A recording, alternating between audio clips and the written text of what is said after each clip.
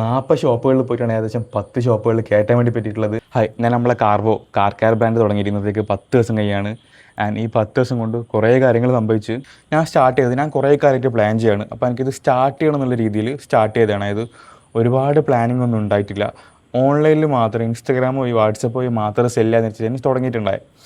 Cell ചെയ്ത് 2 ദിവസം കഴിഞ്ഞപ്പം ഒരു കാർ ആക്സറി ഷോപ്പിൽ ചങ്ങായി മെസ്സേജ് അയച്ച് നമ്മൾ ആടെ സാധനം കൊടുത്ത് അതിൽ കുറേ കാര്യങ്ങൾ പഠിച്ച് എങ്ങനെയാണ് അവർക്ക് സാധനം വേണ്ടതെന്നുള്ളത്.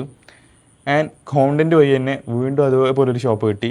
അങ്ങനെ 2 ഷോപ്പിൽ കയറിയപ്പം പിന്നെ കുറച്ച് കോൺഫിഡൻസ് ആയി. ഇപ്പം 10 ഷോപ്പുകളിൽ സാധനം കൊടുക്കുന്നുണ്ട്. കണ്ണൂർ ജില്ലയിൽ അക്രോസ് 40 ഷോപ്പുകളിൽ പോയിട്ടാണ് ഏകദേശം 10 ഷോപ്പുകളിൽ കയറ്റാൻ വേണ്ടി പറ്റിയിട്ടുള്ളത്. And every no teachers something. ഒരു മെയിൽ സ്റ്റോൺ ആയിട്ട് പറയല്ല, ഇതൊരു മെയിൽ സ്റ്റോൺ ആവുന്നത് അല്ലെങ്കിൽ ഒരു ബിസിനസ് മോഡൽ ആവുന്നത് എനിക്ക് ഈ ഷോപ്പുകളിൽ റിപ്പീറ്റഡ് ആയിട്ട് റീ ഓർഡർ കിട്ടുകയാണെങ്കിലാണ്.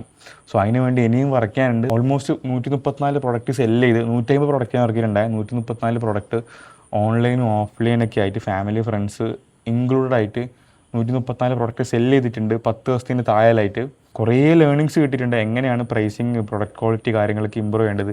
ആൻഡ് ഇപ്പോൾ ഞാൻ ചെയ്യുന്നത് നമ്മൾ കൊടുത്ത ഷോപ്പുകളിലും കസ്റ്റമേഴ്സിൻ്റെ അടുത്ത് നിന്നൊക്കെ ഫീഡ്ബാക്ക് എടുത്തിട്ട് അടുത്ത കുറച്ചും കൂടി ക്വാണ്ടിറ്റിയിൽ ബാച്ച് ഇറക്കിയിട്ട് പാക്കേജിങ്ങും പ്രൈസിങ്ങും പ്രൊഡക്റ്റ് ക്വാളിറ്റി ഇമ്പ്രൂവ് ആക്കിയിട്ട് ഇറക്കണം എന്നാണ് വിചാരിക്കുന്നത്.